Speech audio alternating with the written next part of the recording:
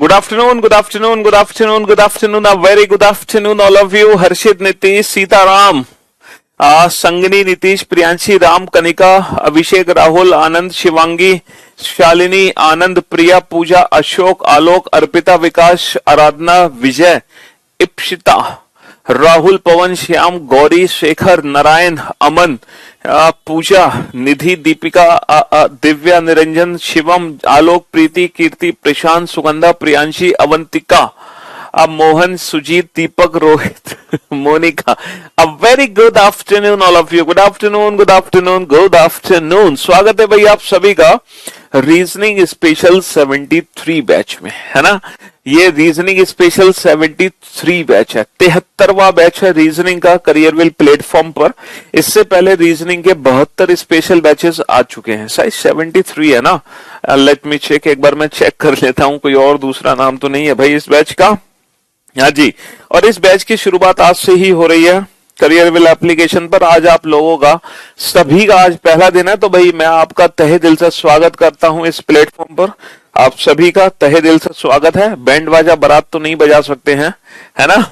हाँ जी, आपके स्वागत में, बट हम दिल से आप लोगों का शुक्रिया करते हैं जी. सभी का वेलकम, मोस्ट वेलकम. तो जो बच्चे इस प्लेटफॉर्म पर पहले से जुड़े हुए हैं उनको पूरा तरीका पता है कि किस तरीके से इस एप्लीकेशन पर बैचेस आते हैं, कैसे टीचर पढ़ाते हैं, हमें नोट्स कहाँ मिलते हैं, क्लास पीएनजी कहाँ मिलती है, हम क्लास नोट्स कैसे बनाते हैं. तो जो बच्चे ऑलरेडी इस प्लेटफॉर्म से जुड़े हुए हैं पहले से, वो फैमिलियर है करियरविल एप्लीकेशन से पूरी तरीके से. लेकिन जो बच्चे है ना, जो बच्चे नए स्टूडेंट है, जो न्यू स्टूडेंट है, जिनका आज पहला दिन है और जिन्होंने अभी है ना अभी अभी ही इस एप्लीकेशन को ज्वाइन किया है, जिन्होंने शायद पहले कभी तैयारी भी नहीं करी है ना, जिन्होंने पहले कुछ भी नहीं करा और वो पहली बार तैयारी करने आए हैं गवर्नमेंट जॉब की. उनके फ्रेंड ने बताया उनको, यार पीयूष सर का बैच आ रहा है रीजनिंग का, ले ले तू जाके, बहुत अच्छा पढ़ाते हैं पीयूष सर, क्या बताऊं तुझे. तो जो बच्चे सिर्फ ये सुनकर पहुंचे हैं और जो है ना, जिनका आज पहला दिन है, मैं उन बच्चों के लिए थोड़ा सा एक छोटा सा इंट्रोडक्शन देना चाहूंगा कि भाई इस प्लेटफॉर्म पर जो आप पढ़ रहे हो रीजनिंग, जो इस बैच में आए हो, तो हमारा जो सिलेबस होगा किस तरीके से कंप्लीट होगा, है ना. आप लोग कैसे नोट्स बनाओगे, है ना, नोट्स आपको कहाँ मिलेंगे, क्लास पीएनजी क्या होती है, तो ये सारी बातें थोड़ी सी मैं 5 या 10 मिनट के लिए आप लोगों से शेयर करना चाहूंगा, क्योंकि आज आपका पहला दिन है. ठीक है जी. तो जो पुराने स्टूडेंट हैं, जो ऑलरेडी इस प्लेटफॉर्म से जुड़े हुए हैं, भले ही रीजनिंग बैच में नहीं थे, वो किसी और बैच में थे, बट वो पहले से जुड़े हुए हैं इस प्लेटफॉर्म से, तो उनको तो सब कुछ पता है. लेकिन जो नए बच्चे हैं उनको मैं बताना चाहूंगा, देखो ये जो बैच है आप लोगों का, ये रीजनिंग स्पेशल 73 बैच है. इस बैच का कोड है रीजनिंग स्पेशल 73. ठीक है, रीजनिंग स्पेशल 73 बैच है. ठीक है, इस बैच की खास बात यह है कि ये लाइव प्लस वीओडी बैच है. Live plus VOD. अब आप सोच रहे होंगे ये वीओडी क्या चक्कर है. देखो, वीओडी का मतलब है कि एक पुराना बैच जिसमें ऑलरेडी रीजनिंग कंप्लीट हो चुकी है ना, एक पुराना बैच जिसमें रीजनिंग ऑलरेडी कंप्लीट हो चुकी है, और उस बैच की पूरी रिकॉर्डेड क्लासेस, है ना, पूरी की पूरी जो रिकॉर्डेड क्लासेस है वो आप लोगों को वीओडी में दी गई हैं, है ना. पूरी की पूरी रिकॉर्डेड क्लासेस आप लोगों को वीओडी में दी हुई हैं. ठीक है, मतलब एक पूरा का पूरा बैच हमने ऑलरेडी रीजनिंग का कंप्लीट वीओडी सेक्शन में डाला हुआ है. ठीक है, अच्छा, और यही कंप्लीट रीजनिंग हम लाइव सेशन में भी बेटा कंप्लीट करने वाले हैं. यही पूरी रीजनिंग हम लाइव सेशन में भी कंप्लीट करने वाले हैं, पूरी की पूरी रीजनिंग. ठीक है जी. अच्छा, लाइव सेशन में रीजनिंग कंप्लीट करने में सर हमें कितना समय लगेगा. अगर हम लाइव इस बैच को कंप्लीट करना चाहते हैं तो हमें जो समय लगेगा बेटा वो लगेगा 5 to 6 मंथ. 5 से 6 महीने लगेंगे हमें लाइव रीजनिंग को कंप्लीट करने में. आप लोगों के एक सेकंड बेटा, वॉल्यूम तो एकदम परफेक्ट है बेटा, साउंड में कोई दिक्कत नहीं है, सारी चीजें एकदम परफेक्ट चल रही हैं. दिक्कत कहाँ आ रही है, लेट मी चेक. एक सेकेंड. क्लास तो एकदम परफेक्ट चल रही है। हमें जो समय लगेगा बेटा वो लगेगा 5 to 6। हाँ जी, ओके। इतने सारे कमेंट्स हैं तो सारे बच्चों के ना कमेंट्स नहीं आ पा रहे हैं, ये थोड़ी सी दिक्कत हो रही है। कोई इशू नहीं है, एक बार मैं बोल देता हूँ।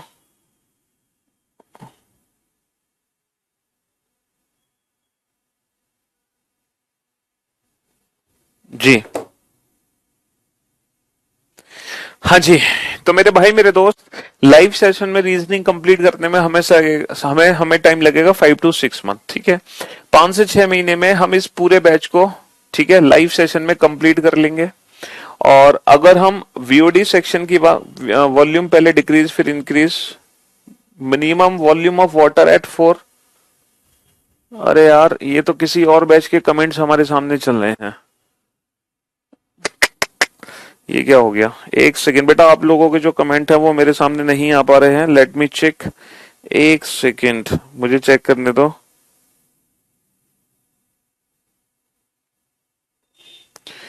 किसी और बैच के कमेंट्स मेरे सामने ओपन हो गए हैं।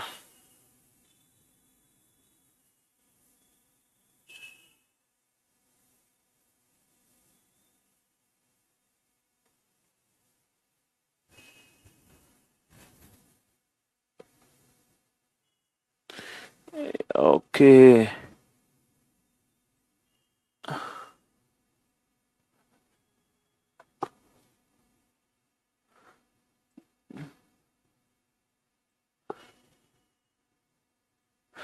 ओके, चलिए अब परफेक्ट है। हाँ, आपके कमेंट रीजनिंग वाले बैच में दिख रहे हैं। वीओडी की फुल फॉर्म क्या होती है? चलो अब आने लगे कमेंट। चलिए,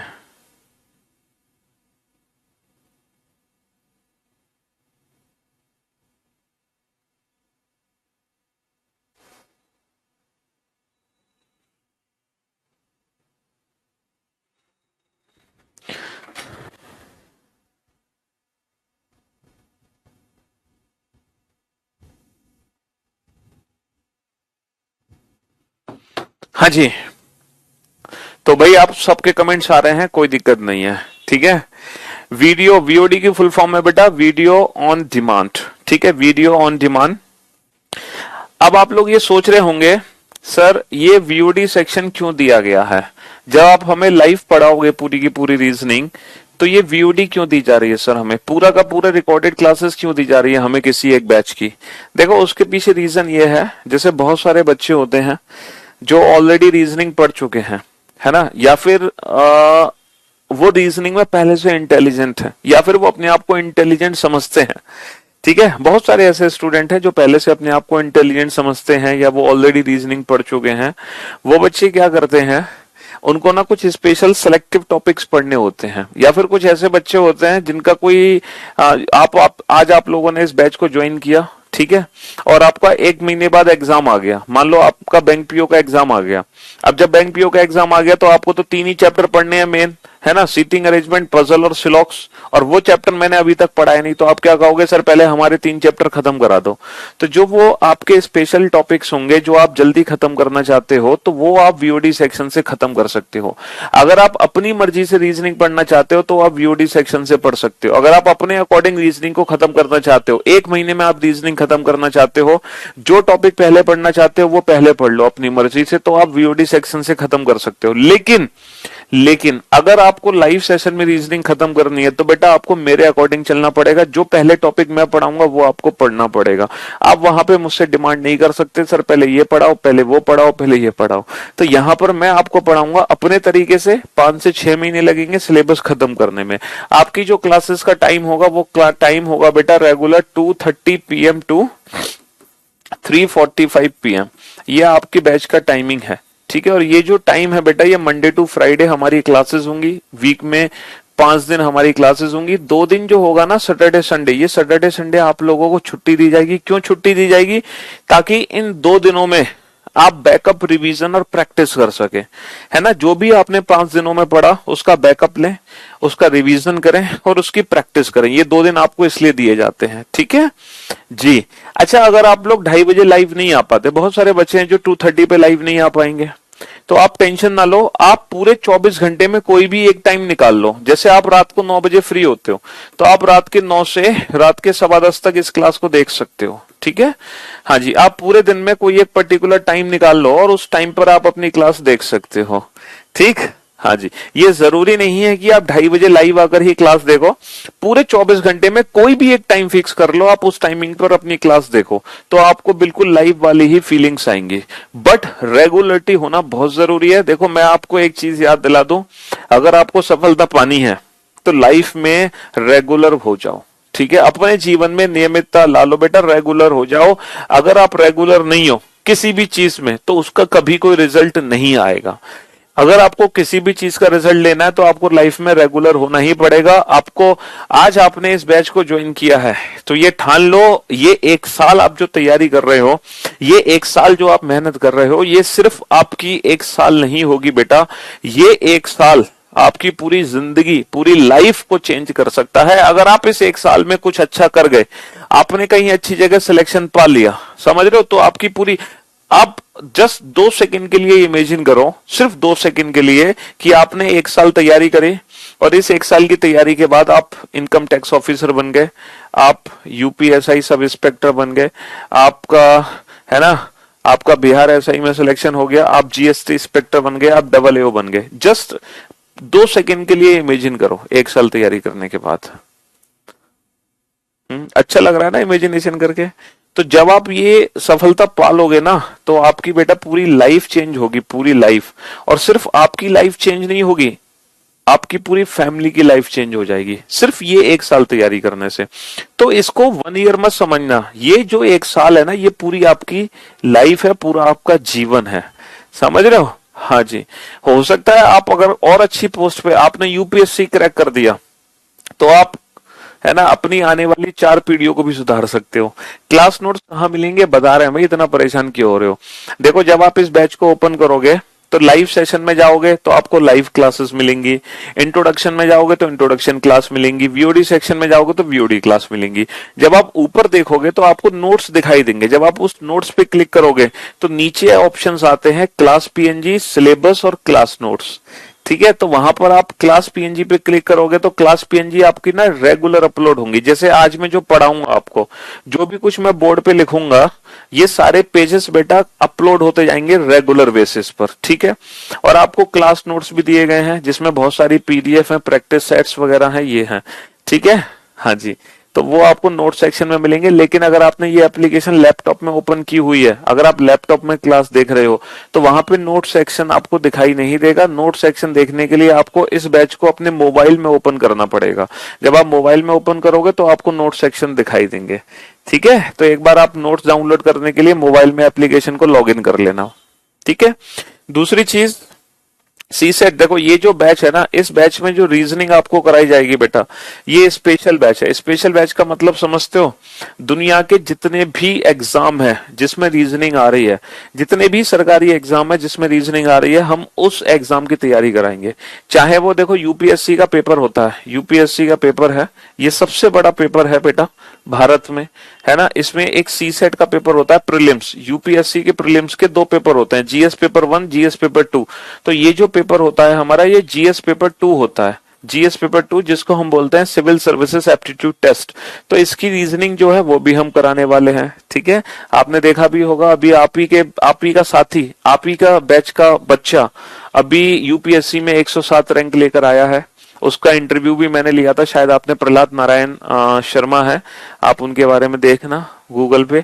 वो सी सेट के चक्कर में यूपीएससी में सिलेक्शन नहीं ले पा रहे थे, सोचो, है ना। तो यूपीएससी हो, एसएससी के जितने भी एग्जाम होते हैं बेटा, चाहे वो सीजीएल हो, सीएचएसएल हो, रेलवे हो, एलडीसी हो, है ना, रेलवे के जितने भी एग्जाम होंगे उस एग्जाम की पूरी रीजनिंग हम कवर कराने वाले हैं, ठीक है जी हाँ। और पुलिस के जितने भी एग्जाम होंगे, पुलिस के एग्जाम्स की रीजनिंग हम कराने वाले हैं। उसके बाद आपके टीचिंग के जितने भी एग्जाम्स होंगे, डिफेंस के,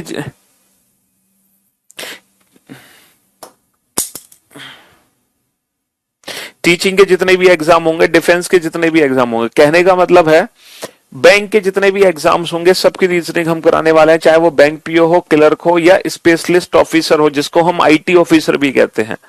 तो हर एग्जाम की रीजनिंग बेटा इस बैच में कराई जाएगी, और इस बैच का जो लेवल होगा वो एकदम जीरो से स्टार्ट करेंगे और हम टॉप लेवल तक पहुंचेंगे। टॉप लेवल का मतलब है सबसे ज्यादा जो लेंदी रीजनिंग आती है, सबसे ज्यादा जो लेंदी रीजनिंग, लेंदी का मतलब बड़े बड़े जो क्वेश्चंस आते हैं रीजनिंग के, बेटा मैं टफ नहीं बोलूंगा, जो बड़े बड़े क्वेश्चंस आते हैं वो बैंक में आते हैं, है ना। तो हम बिल्कुल जीरो लेवल से स्टार्ट करेंगे, एकदम बेसिक लेवल से पढ़ना शुरू करेंगे और एकदम टॉप यानी कि बैंक पीओ मेंस लेवल तक। बैंकिंग एग्जाम में दो होते हैं, एक तो प्री और एक मेंस, तो बेटा दोनों की ही रीजनिंग हम करेंगे, प्री की भी रीजनिंग करेंगे और मेंस की भी रीजनिंग करेंगे, ठीक है जी हाँ।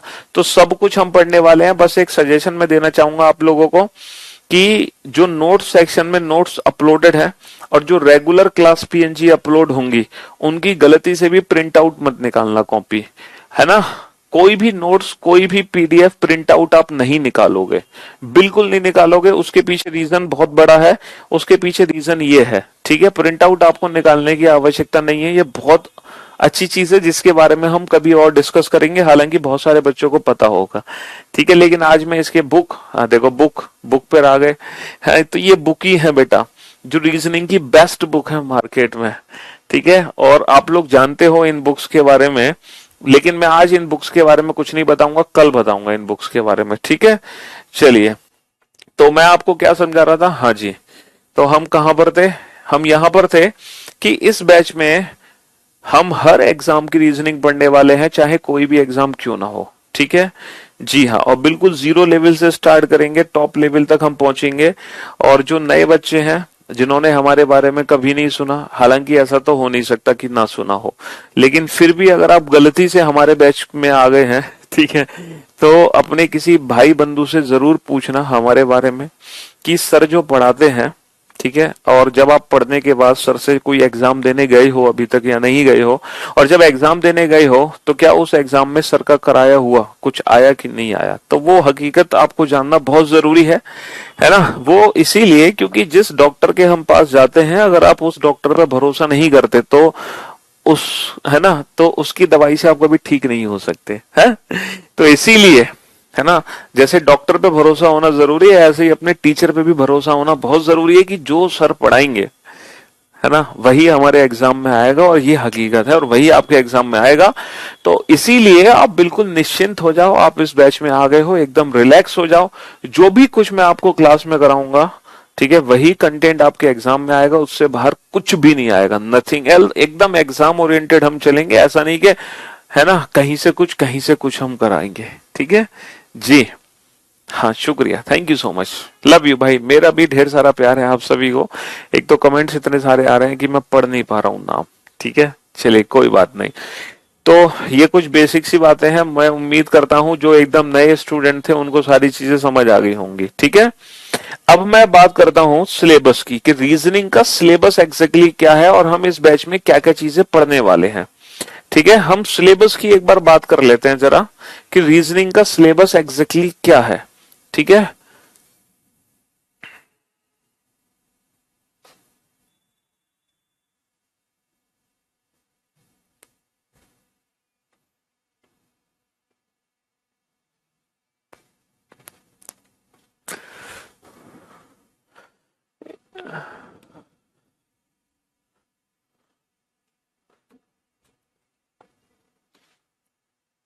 देखो, अगर मैं रीजनिंग के सिलेबस की बात करूं तो कंप्लीट रीजनिंग में बेटा टोटल 46 चैप्टर हैं। टोटल कितने चैप्टर हैं? टोटल 46 चैप्टर हैं जो हमें पढ़ने हैं। ये 46 चैप्टर हैं जो हमें रीजनिंग में पंडित बना देंगे, है ना। पूरी की पूरी रीजनिंग हमारी कंप्लीट होगी इन 46 चैप्टर को पढ़ने के बाद। अब आप ये सोच रहे होंगे सर मुझे तो सिर्फ ना सीजीएल की तैयारी करनी है, तो मुझे ये बता दो मैं कितने टॉपिक पढ़ लूं। सर मुझे ना सिर्फ और सिर्फ यूपीएससी की तैयारी करनी है, सी सेट की। सर मुझे बताओ मैं कितने टॉपिक पढ़ लूं। सर मुझे तो सिर्फ ना पुलिस की तैयारी करनी है, यूपीएसआई की, मुझे बता दो मैं कितने टॉपिक कर लूं। तो जो बच्चे हैं जो ऐसा सोचते हैं कि मेरा सर पर्टिकुलर ये एग्जाम टारगेट है तो मुझे मेरा सिलेबस बता दो, तो for your kind information banking student को छोड़कर, है ना, बैंकिंग स्टूडेंट को छोड़कर कोई भी बच्चा अपना रीजनिंग का सिलेबस नहीं पूछेगा, क्योंकि हर बच्चे को पूरे 46 टॉपिक कंप्लीट करने हैं। कंप्लीट 46 चैप्टर आप लोगों को पढ़ने हैं।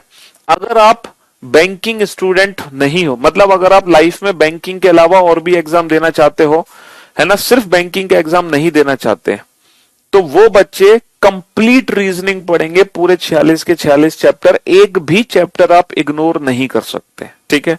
लेकिन जो बैंकिंग स्टूडेंट है, जिन्होंने अपने लाइफ में बैंकिंग के अलावा कुछ और नहीं देना, उनको 46 चैप्टर नहीं पढ़ने होते हैं, क्योंकि सिर्फ और सिर्फ स्पेशली बैंकिंग स्टूडेंट के लिए ही सिलेबस डिफाइन किया गया है, बाकी किसी एग्जाम के लिए सिलेबस डिफाइन नहीं है। बाकी हर एग्जाम में आपको पूरी रीजनिंग पढ़नी है, लेकिन बैंकिंग स्टूडेंट को सिर्फ 19 चैप्टर पढ़ने होते हैं, ओनली 19 चैप्टर जो उनके सिलेबस में है। हालांकि 19 सिलेबस में, रीजनिंग में 19 में से 18 आते हैं, एक जो चैप्टर है वो आता है उनके मैथ्स में। अब वो कौन कौन से 19 चैप्टर है वो बैंकिंग स्टूडेंट सुन ले। तो बैंकिंग स्टूडेंट के लिए बता रहा हूं मैं सिलेबस, बाकी तो आपको पूरे चैप्टर पढ़ने हैं 46 के 46। तो बैंकिंग स्टूडेंट के लिए पहला चैप्टर है कोडिंग डिकोडिंग, दूसरा पेयर फॉर्मेशन, तीसरा चैप्टर है अल्फाबेटिकल सीरीज, चौथा चैप्टर है बैंकिंग स्टूडेंट के लिए नंबर सीरीज। लेकिन नंबर सीरीज उनका जो सिलेबस में है ना, वो मैथ्स का पार्ट है, ना कि रीजनिंग का। और पांचवा जो टॉपिक है वो है उनका ब्लड रिलेशन, छठा टॉपिक है डायरेक्शन, सातवां सिलॉक्स, आठवां रैंकिंग, नवा सीटिंग अरेंजमेंट, 10वां पजल, और 11वां चैप्टर है इनइक्वलिटी, 12वां मशीन इनपुट, 13वां argument, 14 assumption, 15 conclusion, 16 course of action, 17 cause and effect, 18 decision making और 19 डेटा सफिशिएंसी। ये 19 चैप्टर हैं बैंकिंग स्टूडेंट को जो पढ़ने हैं। 19 में से ये जो चैप्टर है ये उनके सिलेबस में है, लेकिन मैथ्स में है, रीजनिंग में नहीं है। तो रीजनिंग में सिर्फ 18 ही चैप्टर हैं, और एक जो चैप्टर हम पढ़ाएंगे नंबर सीरीज वो उनके मैथ्स में आएगा। तो बैंकिंग स्टूडेंट के लिए सिर्फ इतना ही है, और बाकी जो बच्चे हैं उनको कंप्लीट रीजनिंग पढ़नी है, उनको एक भी टॉपिक नेग्लेक्ट नहीं करना, इग्नोर नहीं करना है, सब कुछ आपको पढ़ना है, पूरी रीजनिंग आपको पढ़नी है, समझ रहे हो? हाँ जी, कुछ भी आपको नहीं छोड़ना। अब आप मुझे एक बात बताओ कि रीजनिंग जो सब्जेक्ट है, हालांकि देखो आजकल ना कंपटीशन बहुत टफ है, इतना टफ कंपटीशन है जिसकी कोई हद नहीं है ना, बहुत टफ कंपटीशन है ना। एक जॉब है, 1000 स्टूडेंट हैं सिलेक्शन लेने के लिए, और हर बच्चा तैयारी कर रहा है, तो सिलेक्शन पाना आज के समय में थोड़ा सा मुश्किल हो गया है। तो सबसे बड़ी जो प्रॉब्लम आती है, अगर आप में से किसी बच्चे ने एग्जाम दिया होगा तो वो प्लीज शेयर करें अपनी प्रॉब्लम। सिलेक्शन पाने के लिए सबसे बड़ी प्रॉब्लम क्या आती है, मतलब जो सबसे पहली दिक्कत है एग्जाम जब हम देने जाते हैं किसी भी गवर्नमेंट जॉब का, तो सबसे पहली प्रॉब्लम हम क्या फेस करते हैं? सर सबसे पहली जो प्रॉब्लम है हमारे सामने वो आती है टाइम को लेकर। सर हमें ऐसा लगता है कि जो एग्जाम में क्वेश्चन आते हैं वो क्वेश्चन तो इजी होते हैं, है ना, जो एग्जाम में क्वेश्चंस आ रहे हैं वो क्वेश्चंस हैं इजी, 2-4 क्वेश्चन को छोड़ दें, अगर हम 2-4 क्वेश्चन को छोड़ दें तो एग्जाम के सारे क्वेश्चन बहुत इजी होते हैं, लेकिन टाइम की हमारे पास बहुत कमी होती है। क्यों? क्योंकि जो हमारी स्पीड है ना वो एकदम जीरो होती है, जीरो, एकदम पुअर। हम क्वेश्चन को कम से कम 2-2 बार पढ़ते हैं, हमें पहली बार पढ़ने में समझ ही नहीं आता, और 2 बार क्वेश्चन पढ़ते हैं, फिर उसका आंसर निकालते हैं, और इतना टाइम हमारे पास एग्जाम में नहीं होता है, तो हम इसको मैनेज नहीं कर पाते, ठीक है। तो सेल्फ प्रिपरेशन से सबसे बड़ा लॉस हमारे सामने ये है। अगर हम सेल्फ प्रिपरेशन करते हैं किसी भी गवर्नमेंट जॉब एग्जाम की, ऐसा नहीं कि आप एग्जाम सिलेक्शन नहीं पा सकते सेल्फ प्रिपरेशन से, बट सबसे बड़ी प्रॉब्लम यह है आप टाइम मैनेजमेंट नहीं कर पाएंगे। आप एग्जाम में पूछे गए क्वेश्चन सॉल्व तो कर दोगे, लेकिन वहां नहीं कर पाओगे, घर आके कर दोगे, ठीक है, क्योंकि वहां आपके पास टाइम नहीं होगा। इसलिए हमें कोचिंग की जरूरत पड़ती है, गाइडेंस की जरूरत पड़ती है, प्रॉपर अप्रोचेस की हमें जरूरत पड़ती है, क्योंकि बिना अप्रोचेस के, बिना ट्रिक्स के हमारी स्पीड नहीं इंप्रूव हो सकती। तो कोचिंग ज्वाइन हम इसलिए करते हैं ताकि हम अपने क्वेश्चंस को, जी हाँ, चुटकियों में सॉल्व कर सके, ठीक है। और हम तो कहते हैं भाई, है ना, आपने भी पढ़ा भी होगा, reasoning with Piyush Varshney without pen and paper. आधे से ज्यादा रीजनिंग हम बेटा विदाउट पेन एंड पेपर करेंगे सॉल्व। जब हम विदाउट पेन एंड पेपर करेंगे तभी तो हमारी स्पीड इंप्रूव होगी। तो आज आप, मतलब अब आप रीजनिंग में ना, आप एक ऐसा सब्जेक्ट पढ़ोगे रीजनिंग जिसमें ऐसे जादू देखोगे कि ना आप पेन का यूज करोगे ना पेपर का यूज करोगे, और कुछ ही सेकंड्स में अपने क्वेश्चंस के आंसर देना शुरू कर दोगे, है ना। मतलब एक ऐसा बच्चा जो क्वेश्चन को पढ़ने में जितना समय लेगा ना, उससे भी आधे समय में आप अपने क्वेश्चन का आंसर ला दोगे, क्वेश्चन पढ़ना तो छोड़ो, ठीक है, इसीलिए हमें कोचिंग की रिक्वायरमेंट होती है ताकि हमारी स्पीड बेहतर हो सके। स्पीड को बेहतर करने के दो तरीके हैं, एक तो हमारे पास परफेक्ट अप्रोच होनी चाहिए जिसको हम ट्रिक भी कह सकते हैं, है ना। दूसरी चीज, उस अप्रोच और उस ट्रिक की प्रैक्टिस हमें करनी पड़ेगी, क्योंकि जब हम कार चलाना सीखते हैं तो सिर्फ कार चलाने से ही, है ना, हम परफेक्ट नहीं हो पाते। जब तक हम उसकी प्रैक्टिस ना करें, रेगुलर हम उसकी प्रैक्टिस ना करें, तब तक फायदा नहीं होगा। इसीलिए अगर आप रीजनिंग पढ़ रहे हो और 5 महीने में अगर आपका रीजनिंग का सिलेबस कंप्लीट हो जाता है और उसके बावजूद भी आपका एग्जाम नहीं है और एग्जाम आपका 4 महीने बाद है, तो बेटा जब तक आपका एग्जाम होगा तब तक आपको प्रैक्टिस करनी पड़ेगी। जिस सब्जेक्ट की आप तैयारी कर रहे हो, चाहे वो रीजनिंग हो, मैथ्स हो, इंग्लिश हो या जीएस हो, आपको पढ़ने चारों सब्जेक्ट ही हैं। किसी भी सब्जेक्ट को आप इग्नोर नहीं कर सकते अगर सिलेक्शन पाना है तो, ठीक है। तो जितने भी सब्जेक्ट्स हैं हमें तब तक प्रैक्टिस करने हैं जब तक हमारा एग्जाम नहीं हो पाता। भले ही हमारा सिलेबस कंप्लीट हो जाए, लेकिन बीच में ब्रेक मत लेना। सबसे बड़ी भूल है जो स्टूडेंट्स कर देते हैं, बीच में ब्रेक ले लेते हैं। ठीक है, ब्रेक हमें नहीं लेना है, रेगुलर, ठीक है, रूटीन में रहना है, रेगुलर प्रैक्टिस करनी है टिल एग्जाम, जब तक सिलेक्शन ना हो जाए। ठीक है, तो वही हम यहाँ पे सीखने वाले हैं। तो अगर मैं सिलेबस पे नजर डालूं तो बेटा रीजनिंग में कुछ कुछ चैप्टर्स हैं, ये जो स्टार्टिंग के 7 चैप्टर्स हैं, ये सातों के सातों जो चैप्टर है ना बेटा, ये डिपेंड है अल्फाबेट पर। ये सातों चैप्टर बेटा अल्फाबेट पर डिपेंड करते हैं। अल्फाबेट समझते हो? अरे वर्डमाला, अंग्रेजी वर्डमाला पे डिपेंड करते हैं ये सारे के सारे चैप्टर। अगर आप इन चैप्टर्स के आंसर कुछ ही सेकंड्स में देना चाहते हो तो आपको बहुत बेसिक सी चीज पता होनी चाहिए। पता है क्या बेसिक सी चीज पता होनी चाहिए?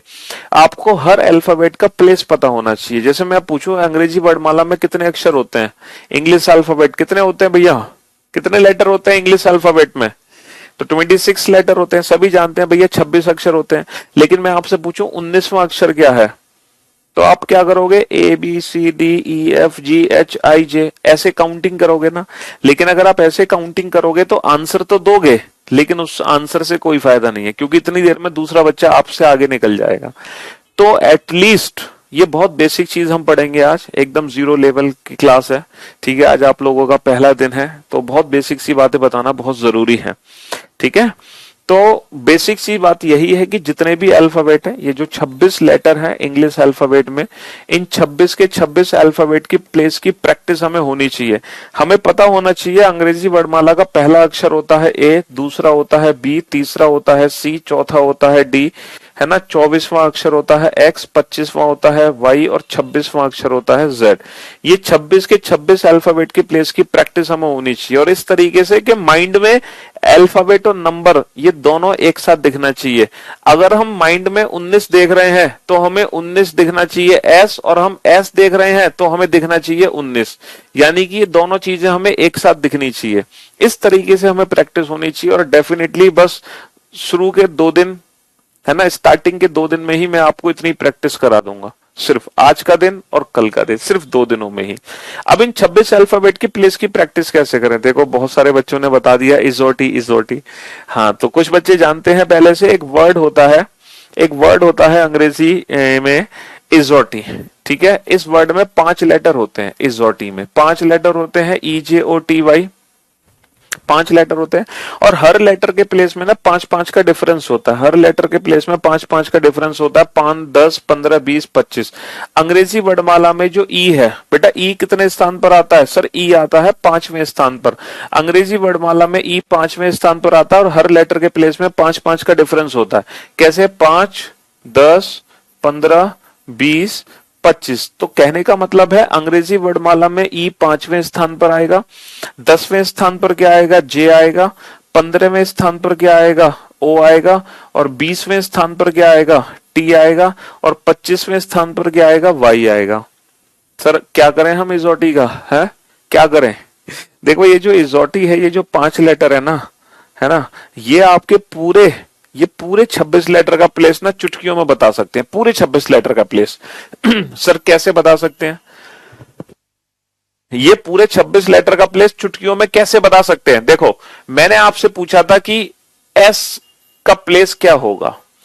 अब ये जो लेटर एस है, ये इन 5 में से तो नहीं है बताओ, इन 5 में से है एस? नहीं। अब आपको ये देखना है कि जो एस लेटर है वो इन पांचों लेटर में से किस लेटर के सबसे नजदीक है। आपको मन में सोचना है भाई एस किस लेटर के सबसे नजदीक है। सर एस जो लेटर है वो टी के सबसे नजदीक है, एस टी। अब हमें पता है T20 ST, तो T से पहले S है, T का प्लेस है 20, 20 से ठीक पहले क्या होगा 19। जैसे हमें देखना है I, बेटा I किस लेटर के सबसे नजदीक है। सर I J का प्लेस है 10 और 10 से पहले बेटा 9 होता है ना। J से पहले I, 10 से पहले क्या होता है 10 से पहले 9 होता है IJ।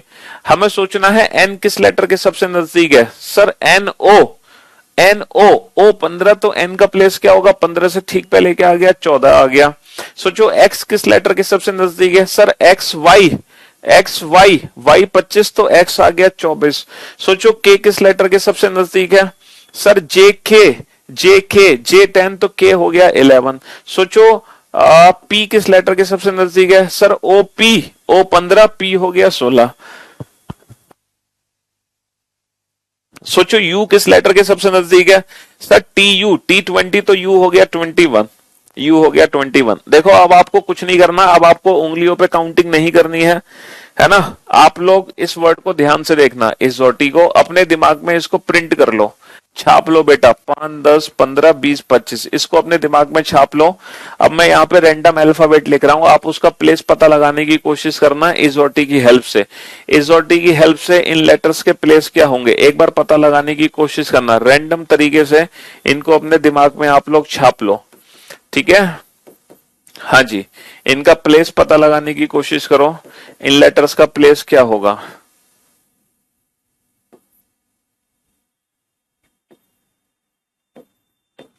चलिए जरा आप इन लेटर्स का प्लेस लिखो फटाफट से, जल्दी से लिखो। हेलो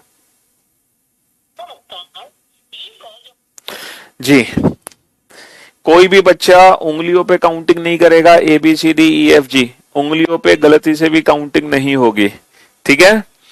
सारे के सारे अल्फाबेट के प्लेस आपको इन लेटर्स से देखने हैं, अपने माइंड में इन एजोटी को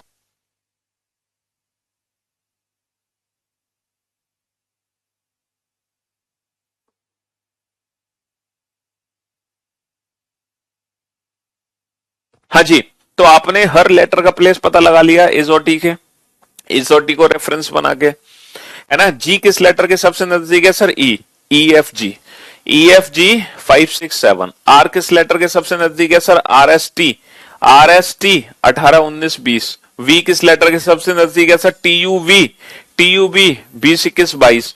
IJ से पहले I यानी कि 10 से पहले 9। JK 10 के बाद 11। MNO O से बेटा 2 पहले, तो MNO 13 14 15। OPQ 15 16 17। WXY Y से 2 पहले बेटा, 25 से 2 पहले। RST T से 2 पहले, है ना, 20 से 2 पहले। TU 20 के बाद 21। JKL 10 11 12। OP।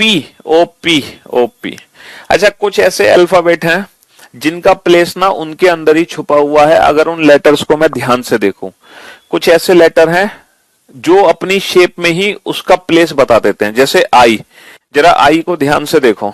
आई हमें किसकी शेप दे रहा बेटा। सर आई हमें शेप दे रहा 9 की। जी को ध्यान से देखो, जी के अंदर बेटा क्या छुपा हुआ है। सर जी के अंदर 7 छुपा हुआ है। एच को ध्यान से देखो, एच हमें किसकी शेप देगा। अगर मैं ऐसे फोल्ड कर दूं एच को, तो एच हमें किसकी शेप देगा 8 की। सर एम को ध्यान से देखो बेटा, ये क्या होता है, ये होता है 3। अच्छा, 3 से या तो बनेगा 3 या बनेगा 13 या बनेगा 23, है ना। तो जो एम है वो तीसरा अक्षर तो है नहीं, तीसरा अक्षर तो सी है ना। ये 23वां अक्षर हो नहीं सकता भाई, 23 तो बहुत दूर हो गया ना, तो ये हो गया 13वां अक्षर। अच्छा, डब्ल्यू ये भी तो 3 है। अब ये 3 से क्या बनेगा, 3 से 3 बन नहीं सकता, 13 नहीं बनेगा, 3 से बनेगा 23। बेटा 3 से 3 ही बनेंगे, या तो 3 बनेगा या 13 बनेगा या 23 बनेगा। अब ये 3 से बना 13 और ये 3 से बना 23, ठीक है। तो कुछ ऐसे लेटर हैं जिनका प्लेस उनके अंदर ही छुपा हुआ है, अगर हम उन लेटर्स को ध्यान से देखें तो, ठीक है। चलिए, आपने ये थोड़ी सी प्रैक्टिस करी इस जोटी की, लेकिन एक चीज याद रखना, अब आपको अपने घर पे पता है क्या करना है। मैं एक घर पे एक छोटा सा काम दे रहा हूं, और सिर्फ पहले दिन ही आपको एक छोटा सा होमवर्क दूंगा। आज के बाद आपको कभी घर पे कोई काम नहीं दूंगा, ठीक है। आपको अपने घर पे क्या करना है, आप एक 5 मिनट की प्रैक्टिस, बेटा 5 मिनट्स की प्रैक्टिस आप इजोटी पे करोगे। इजोटी पे 5 मिनट की प्रैक्टिस करोगे। किस तरह से प्रैक्टिस करोगे, इस तरीके से एक रैंडम अल्फाबेट अपने माइंड में जनरेट करना और इजोटी से प्रैक्टिस करना। फिर इसके बाद क्या करोगे, अगले 5 मिनट आपको क्या करना है, एक इंग्लिश का पैराग्राफ लेना है। एक इंग्लिश का पैराग्राफ जिसमें 4-5 लाइन हो। अब उस पैराग्राफ में आपको पता है क्या करना है, जैसे पैराग्राफ है माई नेम इज पीयूष, मतलब उसमें एक लाइन है माई नेम इज पीयूष, और इसी तरीके से एक पैराग्राफ है जिसमें कुछ सेंटेंसेस लिखे हुए हैं, है ना, 4-5 सेंटेंस लिखे हुए हैं। अब आप क्या करोगे, हर एक अल्फाबेट के ऊपर ना उसका प्लेस लिखना। जैसे एम होता है 3, 3 से बन गया 13, इजोटी में वाई हो गया 25, सर एन ओ से पहले 14। तो इस तरीके से आप हर एक अल्फाबेट का ना प्लेस लिखना। तो जब आप दूसरी, तीसरी, चौथी लाइन की प्लेसिंग करोगे ना, तो मैं ये गारंटी देता हूं इजोटी को आप भूल जाओगे। बेटा इजोटी कोई फॉर्मूला नहीं है जिसको हमें याद रखना है।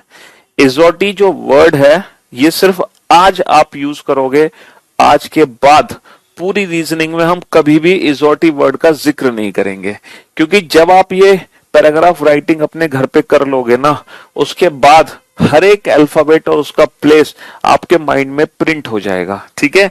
और जब आप आज की लाइफ, ये जो आज की क्लास ले रहे हो, आज की क्लास लेने के बाद भी मैं ये गारंटी देता हूं कि जो अल्फाबेट के प्लेस हैं ये आपके दिमाग में प्रिंट हो जाएंगे आफ्टर दिस क्लास, ठीक है। चलिए, तो ये 10 मिनट का होमवर्क है बेटा, ईमानदारी से सारे बच्चे कर लेना, बहुत जरूरी है। छोटी छोटी चीजें बहुत जरूरी है करना। एक चीज याद रखना बेटा, हम जो भी कॉम्पिटिटिव एग्जाम फेस कर रहे हैं ना, अगर इस एग्जाम में हमारी सिर्फ इंटेलिजेंसी देखी जाती ना, तो हमारे जो मार्क्स है ना, परसेंटेज मार्क्स, उस बेसिस पे सिलेक्शन हो जाता। लेकिन हमारी इंटेलिजेंसी नहीं देखी जा रही है किसी भी गवर्नमेंट एग्जाम में, हमारी सिर्फ देखी जा रही है मेहनत। हम कितने मेहनती हैं, हम कितनी प्रैक्टिस कर सकते हैं चीजों की, क्योंकि जितनी प्रैक्टिस करोगे स्पीड आपकी उतनी, स्पीड सिर्फ और सिर्फ उसी बच्चे की होती है जो प्रैक्टिस करता है, जो मेहनत करता है। ऐसा नहीं कि जो इंटेलिजेंट है सिर्फ उसी की, ना बेटा, है ना।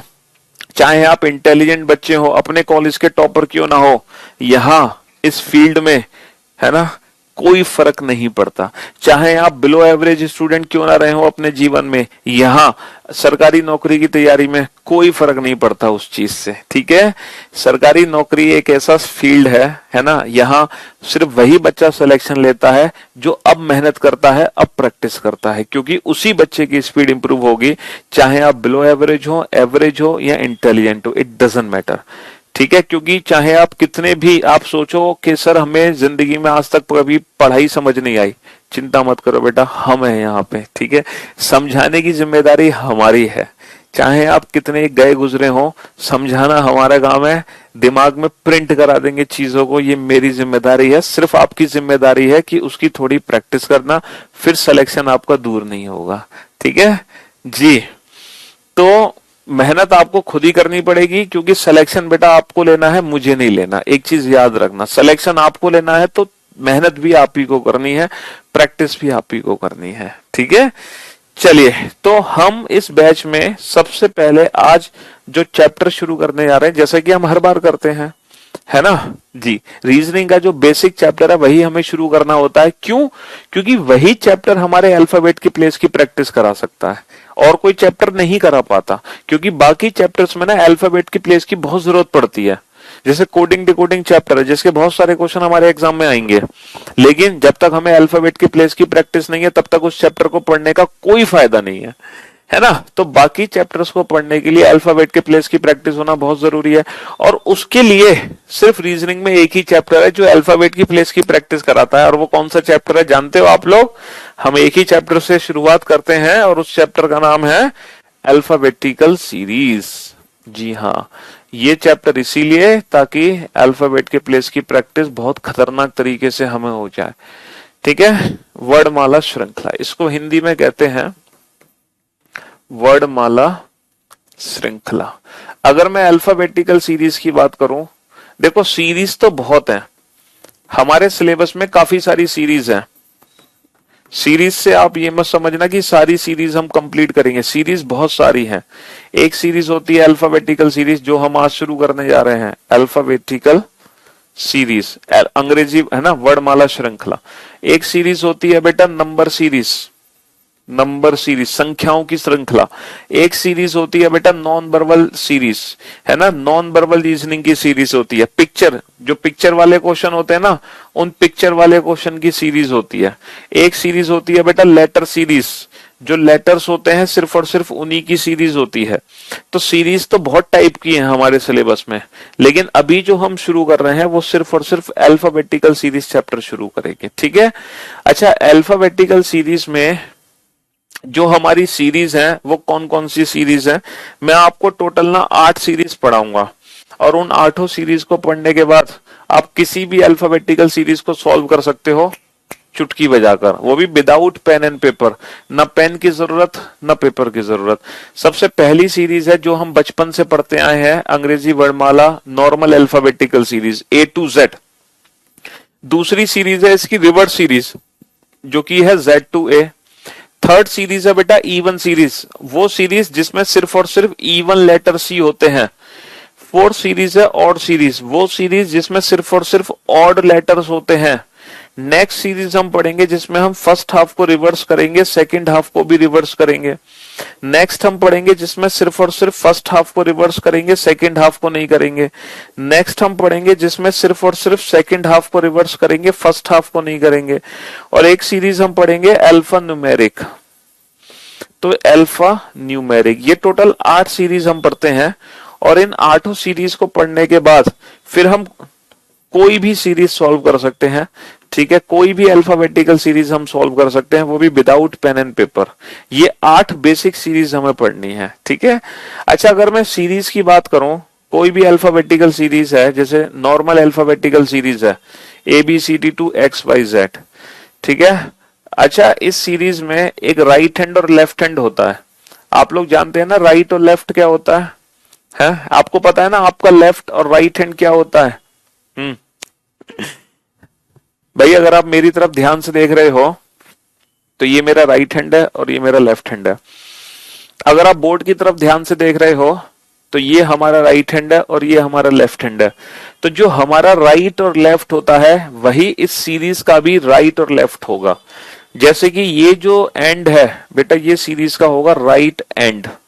इसको हिंदी में हम कहेंगे दाया छोर, दाया छोर, ठीक है। जो हमारा राइट वो इसका राइट, जो हमारा लेफ्ट वो इसका लेफ्ट। और ये सीरीज का है लेफ्ट एंड, जिसको हम कहेंगे हिंदी में बाया छोर। ये हो गया सीरीज का बाया छोर। तो अगर हम कहते हैं बाएं से तो हमें चलना होगा यहां से, क्योंकि ये है बाया, है ना। अगर हम कहेंगे ना बाएं से तो ये होगा बेटा बाएं से। अगर हम कहेंगे दाएं से, दाएं से, तो हमें चलना होगा यहां से, क्योंकि ये है हमारा दायां छोर, ठीक है। जो हमारा लेफ्ट राइट वो इसका लेफ्ट राइट, ये लेफ्ट हैंड ये राइट हैंड, ठीक है बाबू। सीरीज के लेफ्ट राइट हैंड हमारे अकॉर्डिंग होंगे। मान लो बीच में कोई लेटर है, जैसे एक लेटर है जे, तो जे के आसपास के जो लेटर है वो आई और के हैं। तो जे के लेफ्ट हैंड पर, जे के लेफ्ट में कौन सा लेटर है? जे का लेफ्ट वो होगा जो हमारा लेफ्ट है, तो ये हो गया जे का लेफ्ट हैंड। और जे का राइट होगा जो हमारा राइट है, ये हो गया बेटा, ये हो गया जे का राइट हैंड, ठीक है। ये हो गया जे का बाया, ये हो गया जे का बाया, और ये हो गया जे का दाया। तो बाया दाया लेफ्ट राइट बेटा हमारे अकॉर्डिंग होंगे, ठीक है। हाँ जी, इसमें कोई कंफ्यूजन वाली बात नहीं है, ठीक जी। तो मैं सीरीज शुरू करता हूं, अल्फाबेटिकल सीरीज। सबसे पहला क्वेश्चन आप देखोगे अल्फाबेटिकल सीरीज का अपने सामने, और जब आप ये क्वेश्चन देखोगे बेटा, ठीक है, तो आप लोगों को ना क्वेश्चन नोट नहीं करना है, सिर्फ आप लोगों को ये क्वेश्चन समझना है, क्वेश्चन नोट नहीं करना है ना। बिल्कुल भी क्वेश्चन नोट डाउन करने की कोई आवश्यकता नहीं है। आप लोग सिर्फ और सिर्फ इस क्वेश्चन को रीड करोगे, सिर्फ और सिर्फ आप इस क्वेश्चन को पढ़ोगे कि ये लिखा क्या है, बाकी आपको कुछ भी नहीं करना, ठीक है। सिर्फ आप क्वेश्चन की लैंग्वेज को समझने की कोशिश करोगे। अच्छा, एक चीज और, जो अपनी लाइफ में पहली बार रीजनिंग पढ़ रहे हैं फर्स्ट टाइम, वो अपने क्लास नोट्स, अपने हैंड रिटन नोट्स खुद बनाएंगे, अपने हैंड रिटन नोट्स बनाएंगे, मतलब अपने हाथों से बनाएंगे, जो लाइफ में पहली बार रीजनिंग पढ़ रहे हैं। अच्छा, जो पहले रीजनिंग पढ़ चुके हैं या जो है ना जो पहले ऑलरेडी रीजनिंग पढ़ चुके हैं, उनको नोट्स बनाने की कोई आवश्यकता नहीं है। वो जो क्लास पीएनजी है ना, उसी से काम चला लेंगे। मैं डेली क्लास पीएनजी अपलोड करूंगा, वही उनके नोट्स होंगे, ठीक है।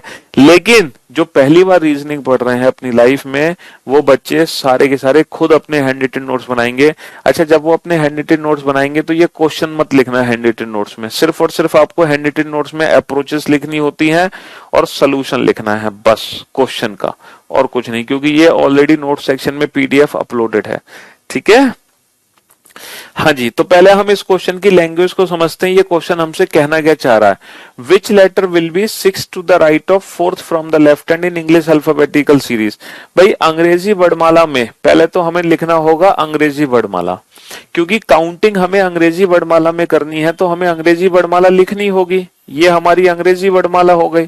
तो क्या कहना चाह रहा है अंग्रेजी वर्णमाला में, अंग्रेजी वर्णमाला में कौन सा अक्षर, अच्छा कोई एक अक्षर हमें काउंट करना है, कोई एक अक्षर हमें बताना है, ठीक है। कौन सा अक्षर बताना है, हमें वो अक्षर बताना है जो कि बाएं से चौथे, बाएं से चौथा। अब बेटा बायां भी मैंने आपको क्या बताया, ये हमारा लेफ्ट हैंड है, ये हमारा बायां छोर है ना, ये हमारा लेफ्ट हैंड है, यानी कि बायां, बाएं से चौथे। तो हमें बाएं से चौथा अक्षर काउंट करना है, जो कि क्या है, डी है। हमें क्या करना है, बाएं से चौथे, चौथा अक्षर कौन सा है, डी। बाएं से चौथे के दाएं छठा, अब इसके दाएं छठा चलना है।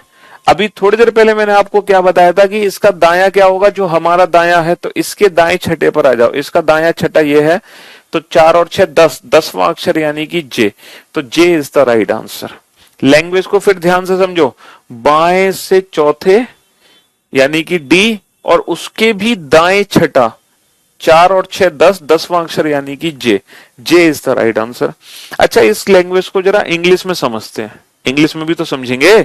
Which letter will be, which letter will be, हमें कोई एक लेटर काउंट करना है। कौन सा लेटर काउंट करना है, which letter will be 6 to the right of, किसके 6 टू द राइट, किसके 6 to the right, 4th from the left hand. भाई 6 to the right of 4th from the left hand, 4th from the left hand, किसके 6 to the right, 4th from the left hand. पहले 4th from the left hand count करेंगे, then after इसके 6 to the right, then your answer will be J. मैं उम्मीद करता हूं है कि क्वेश्चन की लैंग्वेज आपको समझ आ गई होगी, है ना। क्वेश्चन की लैंग्वेज आपको समझ आ गई ना, कि क्या क्वेश्चन हमसे कहना चाह रहा है, ऐसी उम्मीद कर सकते हैं ना।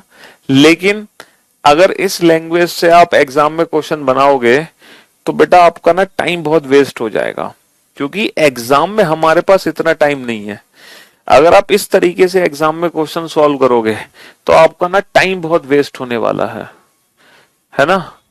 तो इसीलिए हम इस क्वेश्चन को इस मेथड से डील नहीं कर सकते। हालांकि ये बिल्कुल बेसिक मेथड है, ये एकदम बेसिक अप्रोच है, लेकिन ये अप्रोच एग्जाम में हमें यूज नहीं करनी है, क्योंकि ये टाइम टेकन अप्रोच है।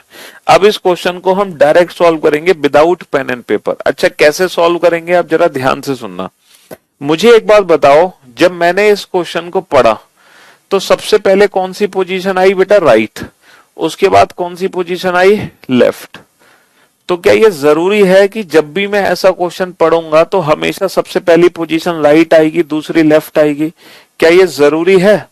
नहीं सर, ऐसा तो जरूरी नहीं है कि पहले राइट होगी बाद में लेफ्ट होगी। सर ऐसा भी हो सकता है पहले लेफ्ट हो बाद में राइट हो।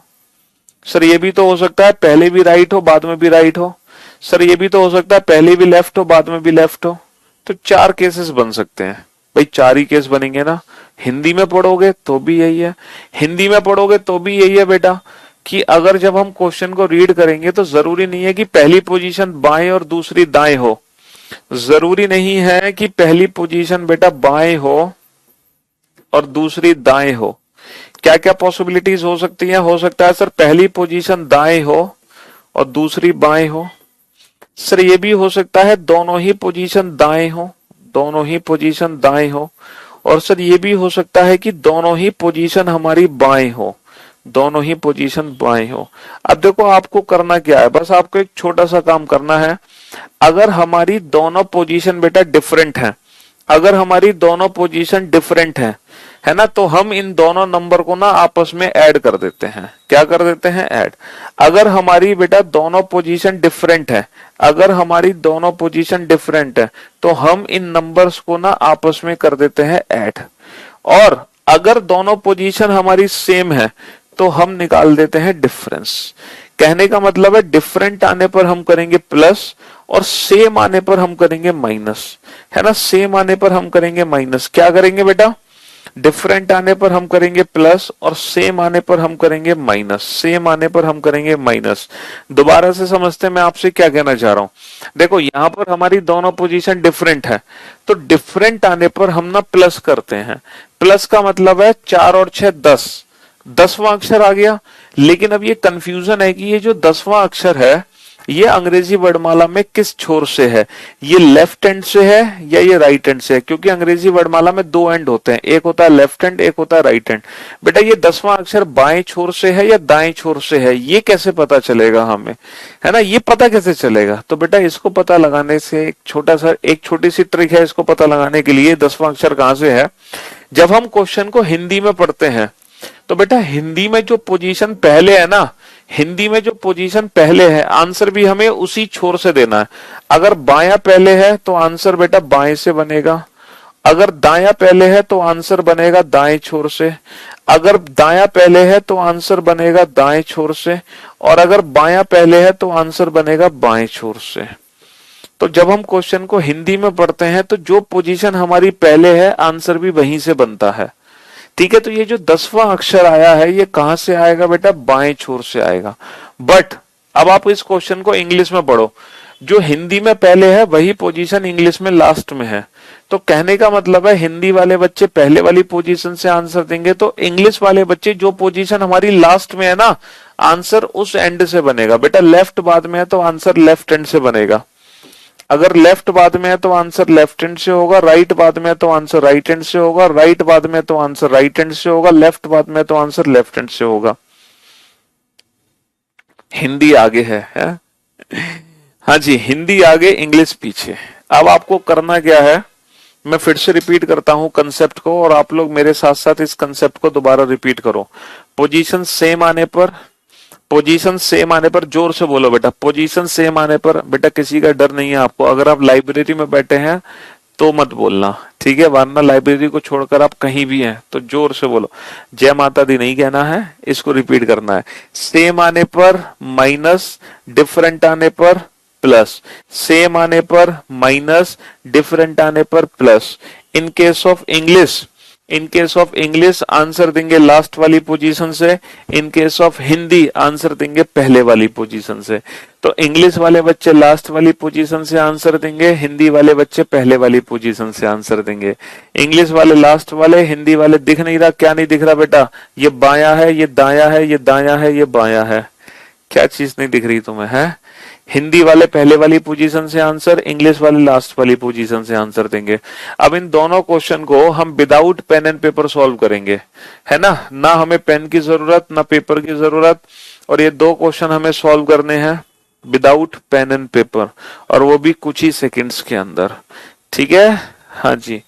अब जरा बोर्ड पे ध्यान से देखना, दोनों क्वेश्चन सॉल्व करने हैं, मेरे साथ सॉल्व करो। चलो, दोनों पोजीशन बेटा डिफरेंट है। डिफरेंट आने पर क्या करेंगे? प्लस करेंगे। 4 और 6 10, 10वां अक्षर कहां से होगा? बाएं से।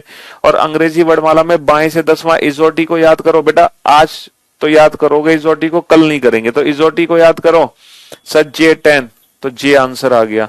देखो इंग्लिश में सॉल्व करो, दोनों ही पोजीशन डिफरेंट, डिफरेंट आने पर प्लस करेंगे। 4 + 6 10, 10th फ्रॉम विच एंड?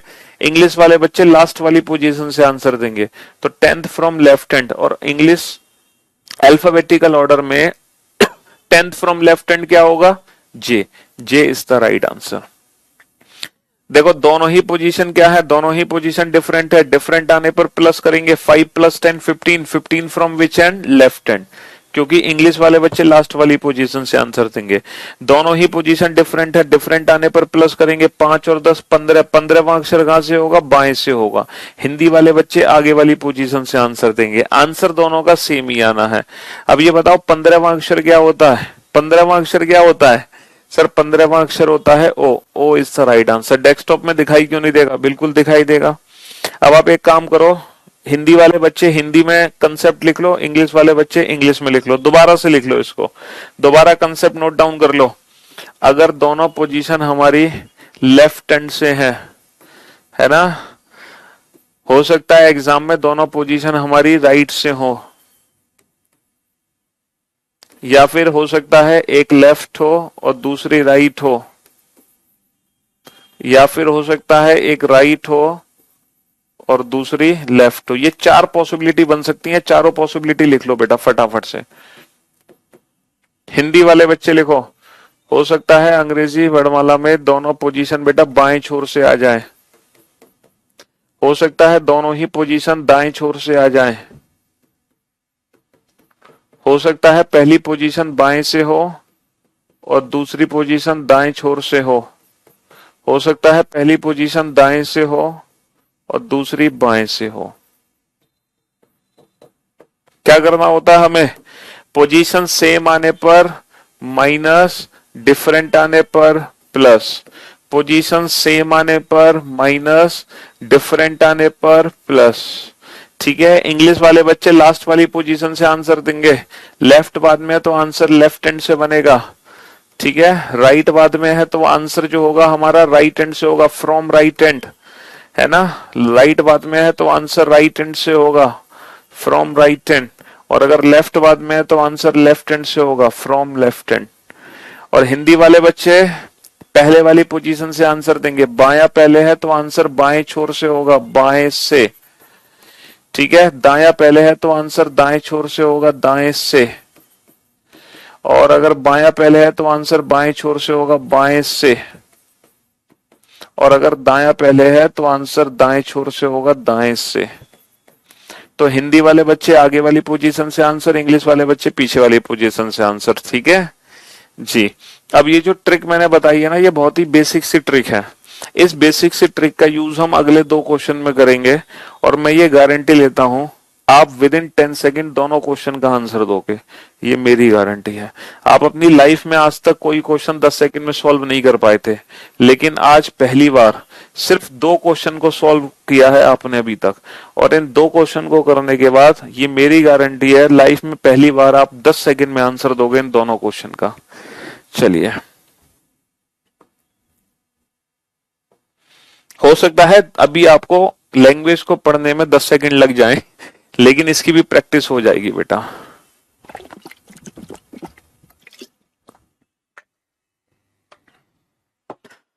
आप बहुत मस्त पढ़ाते हो, कसम से सर, लव यू।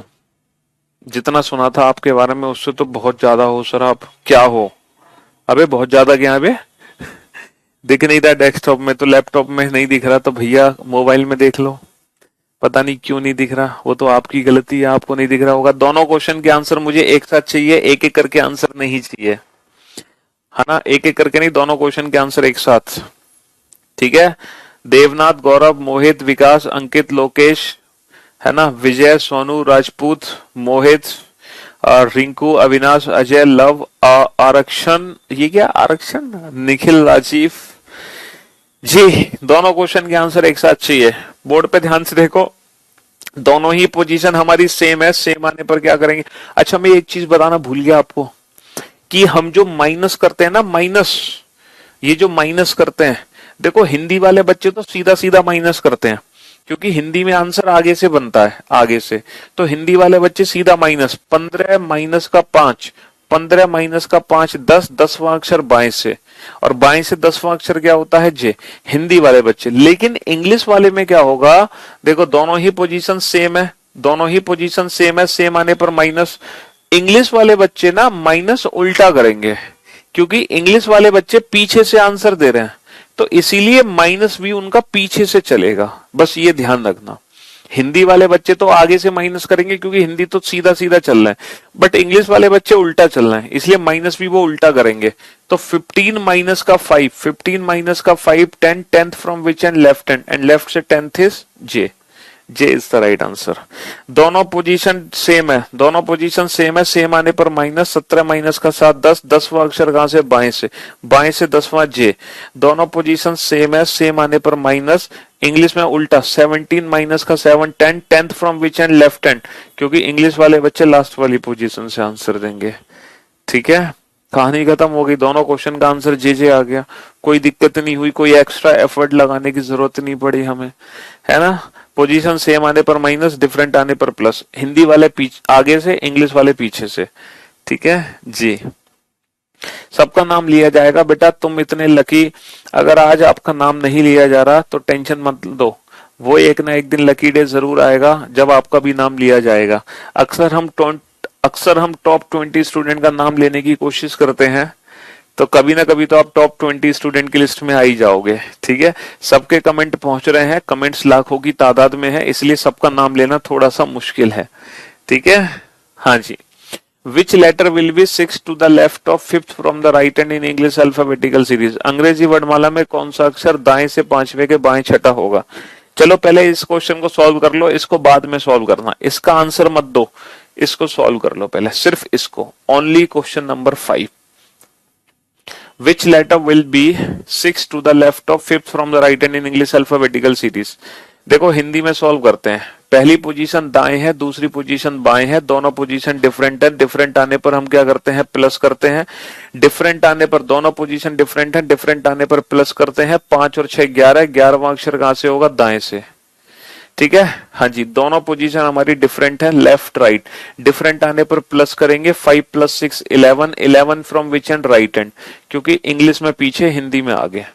अब बेटा ध्यान से सुनना, के आंसर मत देना, के आंसर वालों सुन लो, के आंसर वालों सुन लो, ये जो 11th लेटर है ना बेटा, ये दाएं से है, जब भी हमें बाएं से काउंट करने को बोला जाता है तो हम काउंट करते हैं यहां से, लेकिन जब हमें बोला जाता है दाएं से बताओ तो हम काउंट करते हैं यहां से। तो हमें दाएं से 11वां अक्षर, यानी कि हमें ये वाला अक्षर चाहिए, Z से 11th लेटर।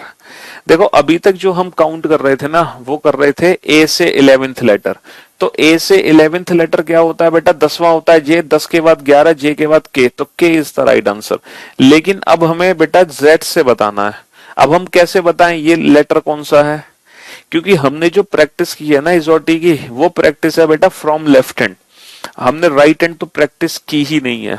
तो अब हम क्या करें, कोई बात नहीं बेटा, जो लेटर राइट हैंड से 11th प्लेस पर है वो लेटर बेटा लेफ्ट हैंड से भी तो किसी ना किसी प्लेस पर होगा, वो लेफ्ट हैंड से कितना दूर है ये पता लगा लो। देखो यहां से यहां तक टोटल कितने अक्षर है सर, यहां से यहां तक टोटल 26 अक्षर है। तो हमेशा याद रखना, जब हम पोजीशन इंटरचेंज करते हैं ना, तो ये पोजीशन इंटरचेंज करने का कंसेप्ट है कि हम हमेशा एक ज्यादा में से माइनस कर देंगे, एक ज्यादा में से। बेटा टोटल कितने अक्षर है, टोटल 26 अक्षर है, ये पोजीशन इंटरचेंज करने का कंसेप्ट है कि हम हमेशा एक ज्यादा में से माइनस करेंगे। टोटल 26 अक्षर है, तो हम बेटा 26 में से 11 नहीं घटाएंगे, हम घटाएंगे 27 में से 11। पोजीशन इंटरचेंज करने के लिए एक ज्यादा में से घटा दो, टोटल +1 में से घटा दो, तो 27 - 11 16। तो जो पीछे से 11वां अक्षर है वही अक्षर बेटा आगे से 16वां है, और आगे से 16वां अक्षर क्या होता है, 15वां होता है ओ, 15 के बाद 16, ओ के बाद P, P is the right answer. Position interchange करने के लिए हमेशा एक ज्यादा में से घटाना है, ये चीज याद रखना। देखो कैसे, जैसे मान लो कि यहाँ पे ABCDEFGH टोटल कितने अक्षर हैं ये बताओ सर, 1 2 3 4 5 6 7 8, टोटल 8 अक्षर हैं। इन 8 अक्षर में जो F है बेटा पीछे से वो तीसरा है, जैसे 1 2 3। अब इसी F की पोजीशन मुझे आगे से पता लगानी है, तो बेटा मैं 3 को ना कभी भी 8 में से नहीं घटाऊंगा, मैं एक ज्यादा में से घटाऊंगा। पता है कितने में से घटाऊंगा, मैं 9 में से घटाऊंगा, तब मुझे फाइनल पोजीशन पता चलेगी। 9 - 3 6, तो देखो जो F है ना वो आगे से छठा है, 1 2 3 4 5 6। तो जब हम पोजीशन इंटरचेंज करते हैं तो हमेशा एक ज्यादा में से घटाते हैं। ये रैंकिंग का कंसेप्ट है, जब हम रैंकिंग चैप्टर पढ़ेंगे तो इस कंसेप्ट को फुल डिटेल में समझेंगे। फिलहाल आप इतना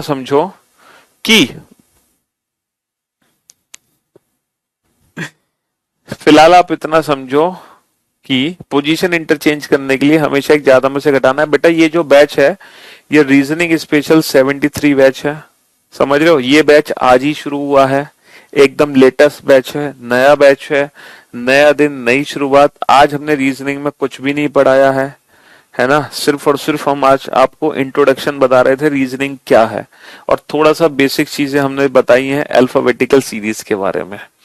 तो बस इतना याद रखना कि अगर मान लो किसी भी लेटर की पोजीशन आपको राइट हैंड से पता चली है, अगर किसी भी लेटर की पोजीशन आपको राइट हैंड से पता चली है तो आप पोजीशन लेफ्ट हैंड में कैसे कन्वर्ट करोगे? अगर 26 अक्षर है तो 27 में से घटा देना। तो हम पोजीशन बेटा लेफ्ट हैंड से पता कर लेंगे, और जैसे ही पोजीशन लेफ्ट हैंड से पता करेंगे हमें आंसर पता चल जाएगा, क्योंकि हमने जो इजोटी की प्रैक्टिस की है वो लेफ्ट हैंड से ही की है।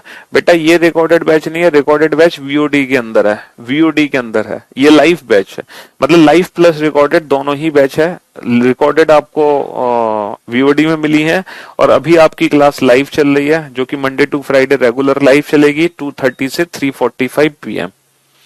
ठीक है बाबू? हाँ जी, जिसमें 5 महीने लगेंगे सिलेबस खत्म करने में लाइव। वीओडी से आप कभी भी खत्म कर सकते हो, ठीक? हाँ जी जोहेब। चलिए, विच लेटर विल बी, अब देखो इस क्वेश्चन को सॉल्व करते हैं विदाउट पेन एंड पेपर। अंग्रेजी वर्णमाला में कौन सा अक्षर दाएं से 15वें के दाएं 5वां होगा? यहां पर दोनों ही पोजीशन सेम है, सेम आने पर क्या करेंगे बाबू? सेम आने पर माइनस करेंगे, 15 माइनस का 5 10 होगा। 10वां अक्षर कहां से होगा? दाएं से। हिंदी वाले बच्चे आगे वाली पोजीशन से आंसर। देखो दोनों ही पोजीशन सेम है, सेम आने पर माइनस करेंगे। इंग्लिश में माइनस उल्टा होता है, 15 माइनस का 5 10, 10th from which and right hand. अब अंग्रेजी वर्णमाला में पीछे से 10वां अक्षर काउंट करना है। अब हमें पीछे से 10वां तो पता नहीं है, तो इसीलिए हम इसकी पोजीशन आगे से पता लगाएंगे। तो जो पीछे से 10वां अक्षर है वो आगे से बेटा कितना दूर होगा?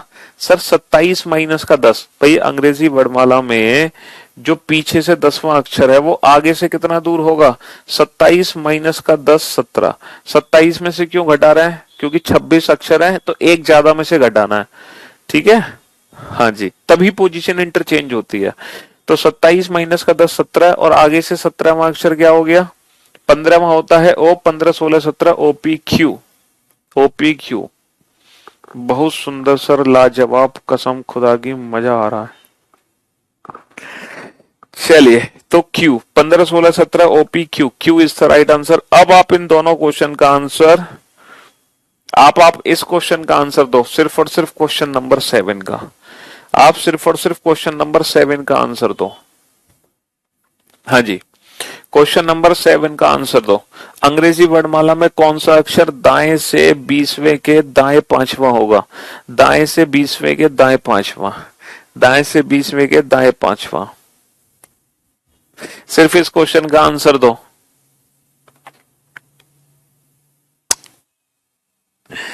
इतने सारे कमेंट्स कर दिए एक साथ। हाँ, मुकेश, आदिल, लोहित, अजय, मोहित, सुमित, आशुतोष, संदीप, प्रद्युम्न, भारती, जीशान, राजपूत, देवनाथ, शहजाद, साजिद, आलोक, प्रिया, निधि, प्रियांशु, आराधना, विकी, दीपिका, प्रद्युम्न, कीर्ति, प्रीति, हीरा, दिव्या, ऋतुराज, विशाल, दीपिका, अनमोल, प्रवीण, निधि, नेहा, पंकज, रोहित, अभिषेक। गुड भैया, दोनों ही पोजीशन क्या है? दोनों ही पोजीशन सेम है, सेम आने पर माइनस 20 माइनस का 5 15, 15वां अक्षर कहां से? दाएं से। दोनों ही पोजीशन सेम, सेम आने पर माइनस 20 माइनस का 5 15, 15 from which and right hand. तो अंग्रेजी वर्णमाला में पीछे से बेटा ये 15वां अक्षर है, तो इसकी पोजीशन आगे से पता कर लो। 27 में से घटाएंगे, यहां से यहां तक 26 अक्षर है, तो 27 माइनस का 15 कितना होगा? 12।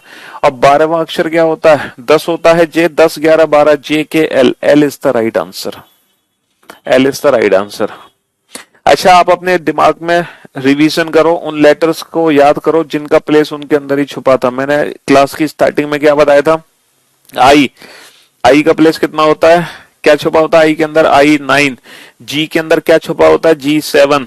एच किसकी शेप दे रहा है? एच 8। एम 13। डब्ल्यू 23। हाँ, दोबारा से आई 9, जी 7, एच 8, एम 13, डब्ल्यू 23। अच्छा, एसओटी की थोड़ी बहुत प्रैक्टिस खींचती है, उससे क्यू कितना होगा, ओपी क्यू क्यू 17, एल 12, हाँ S 19, R R S T R 18। और ये जो छोटा सा होमवर्क दिया था आज मैंने पैराग्राफ राइटिंग का, ये सभी बच्चे जरूर करेंगे, क्योंकि कल जब हमारी मुलाकात होगी तब कल तक सारे अल्फाबेट के प्लेस हमें पता होने चाहिए, और एसओटी को हम घर छोड़ के आएंगे। मतलब एसओटी का यूज हमें करना ही नहीं है अब बिल्कुल भी, बस आज के लिए एसओटी था, कल से किसी भी एसओटी का कोई काम नहीं है ना। और बहुत सारे अल्फाबेट के प्लेस तो अभी आपके दिमाग में छप गए होंगे, है ना। हाँ जी मेरे भाई, इस क्वेश्चन का आंसर दो। दोनों ही पोजीशन क्या है, दोनों ही पोजीशन यहाँ पे, दोनों ही पोजीशन यहाँ पे, दोनों ही पोजीशन सेम है, सेम आने पर माइनस। हिंदी में माइनस आगे से चलता है, 7 माइनस का 17, 7 माइनस का 17 माइनस का 10, माइनस का 10 कहां से, बाएं छोर से। दोनों ही पोजीशन सेम है, सेम आने पर माइनस। 7 माइनस का 17 माइनस का 10, 7 माइनस 17 माइनस का 10, माइनस का 10 from which and, left hand. अब हम फंस गए, अंग्रेजी वर्णमाला में माइनस का 10th लेटर होता ही नहीं है, अंग्रेजी वर्णमाला में माइनस का 10वां अक्षर होता ही नहीं है। तो इस क्वेश्चन को हम कल पढ़ेंगे कि भैया माइनस का 10वां अक्षर अगर है तो वो क्या है। तो जो माइनस का 10th लेटर है ना, इसके बारे में हम कल जानेंगे, टू बी कंटिन्यू। तो यहीं से हमारी क्लास शुरू होगी कल, ठीक है। तो इस क्वेश्चन का आंसर कैसे देना है ये हम कल सीखेंगे। भाई नेगेटिव वैल्यू, हालांकि ऐसी वैल्यू आएगी नहीं, हालांकि ये गलत क्वेश्चन है, ये एक एक्सेप्शनल केस है, ये इलॉजिकल क्वेश्चन है, समझ रहे हो। लेकिन अगर गलती से ये इलॉजिकल क्वेश्चन एग्जाम में आ गया तब हम क्या करेंगे, है कुछ तो करना पड़ेगा ना, आंसर तो देना ही पड़ेगा ना। ऐसा थोड़ी कि एग्जाम में क्वेश्चन छोड़ के ही आ जाएंगे, तो कुछ ना कुछ तो आंसर देना ही है। तो जो आंसर देना है वो क्या देना है, इसको हम आज नहीं कल सीखेंगे। फिलहाल आज की सेवा यहीं समाप्त करते हैं। और बहुत प्यारे बच्चे हो आप लोग इस बैच में, मजा आ गया आप लोगों को पढ़ाकर। बैठे तो हमें हर बैच में ही पढ़ा के मजा आता है, क्योंकि पढ़ाना ही हमारी हॉबी है, ठीक है। लेकिन आप लोगों के बैच मतलब आज तो बिल्कुल ही पता नहीं चला, ऐसा लग रहा था कि जस्ट 5 मिनट पहले ही मैंने अपनी क्लास शुरू की थी, रियली। हालांकि आपको भी कुछ कुछ ऐसी फीलिंग्स आ रही होंगी, चलिए कोई बात नहीं है। तो बहुत बहुत धन्यवाद आप सभी का, तहे दिल से शुक्रिया है। और अगेन ये आप लोगों का बैच है, ये देखो हर बार जो हमारा बैच बनता है वो पिछले पुराने बैचेस का रिकॉर्ड तोड़ने पे तुला रहता है, नंबर ऑफ एडमिशंस पे। तो मुझे लग रहा है ये बैच भी पुराने बैचेस का रिकॉर्ड तोड़ देगा बहुत जल्दी, नंबर ऑफ एडमिशन को लेकर। इतने है ना एडमिशन इस बैच में ऑलरेडी हो चुके हैं। चलिए, तो भाई सभी का तहे दिल से शुक्रिया, धन्यवाद। करियरविल प्लेटफॉर्म एक ऐसा प्लेटफॉर्म है, मैं यकीनन कह सकता हूं, अगर आप इस प्लेटफॉर्म से जुड़े हो किसी की भी बदौलत, तो बेटा उसको आप बहुत बहुत धन्यवाद बोलना, बहुत बहुत थैंक्स बोलना, क्योंकि इस प्लेटफॉर्म पर हर सब्जेक्ट, हर टीचर अपने आप में बेस्ट है। मतलब कोई भी सब्जेक्ट आप ले लो और कोई भी टीचर आप ले लो, हर टीचर एकदम रिफाइंड है, डायमंड है, और पूरी शिद्दत मेहनत से आपको इस प्लेटफॉर्म पे पढ़ाया जाता है। कोई भी बेईमानी आपके साथ नहीं होगी, कोई भी चोरी आपके साथ नहीं होगी, एकदम ऑनेस्टी ईमानदारी के साथ आपको पढ़ाया जाएगा, है ना। जी हाँ, ये कोई बिजनेस मॉड्यूल नहीं है करियरविल, ये आप लोगों के लिए बनाया है, आप लोगों को सिलेक्शन दिलाने के लिए, ठीक है जी। तो यकीनन अगर आप इस प्लेटफॉर्म से जुड़े हो तो डेफिनेटली आपको सफलता जरूर मिलेगी, लेकिन वो ईमानदारी आप अपने अंदर भी रखना, हमारे अंदर है, आप भी रखना, ठीक है। चलिए शुक्रिया, thank you so much, thanks a lot, good bye, love you all, take care, धन्यवाद, टाटा बाय बाय। कल मुलाकात करते हैं आप लोगों से इसी वक्त, मतलब 2:30 पर, ठीक है। Love you all, take care.